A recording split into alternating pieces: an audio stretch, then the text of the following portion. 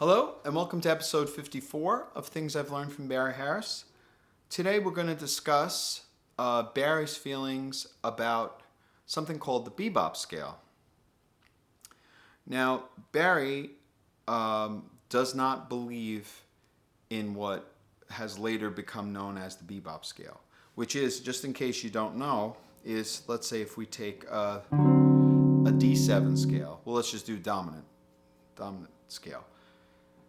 What it is a dominant scale descending and putting a half step in between the tonic and the flat 7. So in this case, it would be between D and C, which is the C sharp. And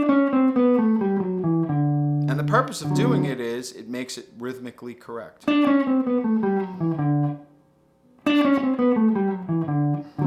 So now, people have seen that and have decided to label that a bebop scale. Barry is strongly against that, doesn't believe in it, and thinks it's leaving out a lot if you call it a bebop scale. And it's taught all over. It's taught in every school. It's taught. I mean, if you put into the YouTube search engine bebop scale, you're going to see a million videos about it. But what's interesting is Barry, being, in my opinion, the greatest teacher of the music, does not believe in it. And his reason for it is it's too limiting. He thinks that's just one of the many things you can do with a half step. So why would you label it a particular scale? For instance, the way that he thinks about it is he almost considers that a rhythmic placeholder. And yes, they do, a lot of the beboppers play a half step between tonic and 7 because that's a nice place to put it. But they also put a half step sometimes between 3 and 2 and 2 and 1 also, which would give you this scale. Now, should that scale have a separate name? I don't know, maybe. Now, what if you decided, since we've said that major 7, the C sharp, is just a rhythmic placeholder, we should be able to put that note anywhere and it will still come out right. So instead of this, let's say we take tonic and let's say we make the rhythmic placeholder the 2nd. So let's go up a note.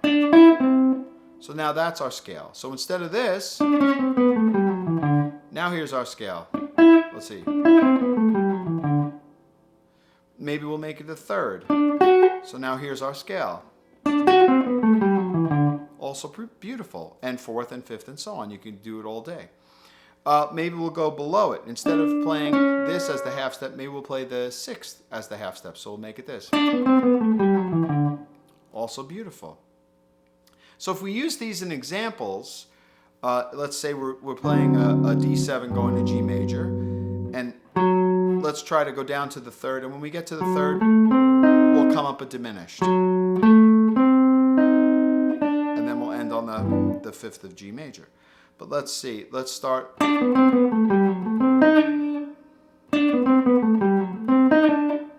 Beautiful. Now here's the half step between tonic and 7. I'll put on the 6th. Now I'll put the half step on the the 2nd of the D7. I'll put it on the 3rd. So you see, it's a rhythmic placeholder. Now if we start on the 2nd,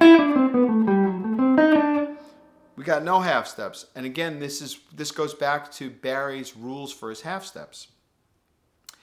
He came up with rules because, in the same way that people discuss the bebop scale, he noticed a pattern that Charlie Parker seemed to put half steps in certain spots. But Barry just calls them half steps. He didn't label one specific one as the bebop scale.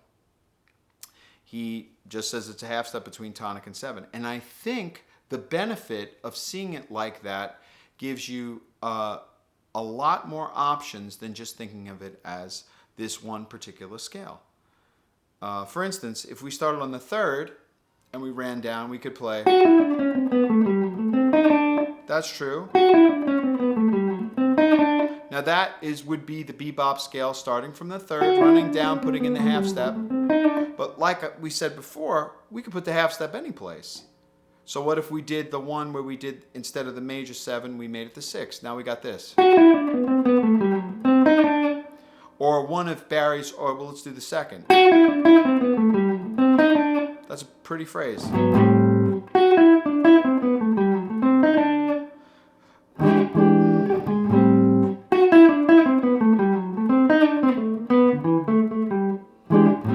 Beautiful phrase. What if we started on the third and we did Barry's second rule, which is 3 half steps between third and second, second tonic and 7. So now you get this.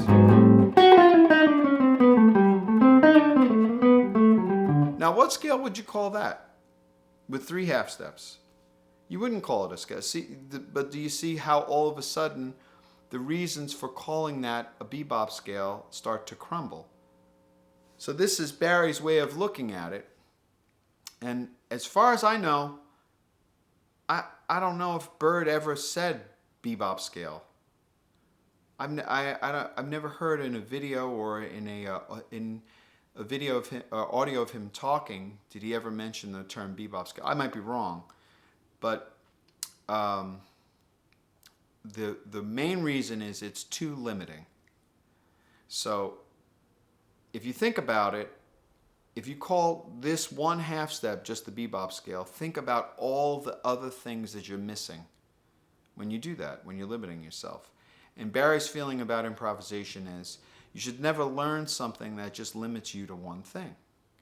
It should be something that you can see endless possibilities in.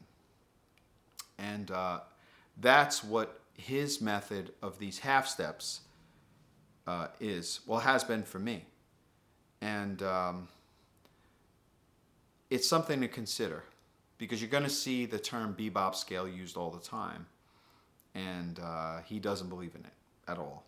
And since he's the only person I ever studied with, I don't believe in it either. And I've never had to.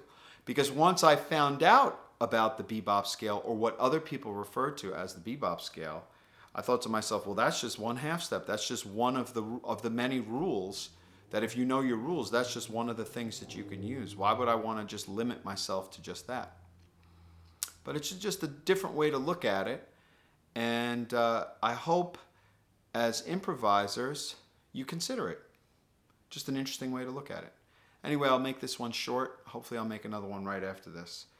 But I hope you enjoyed episode number 54 about why there's no such thing as a bebop scale.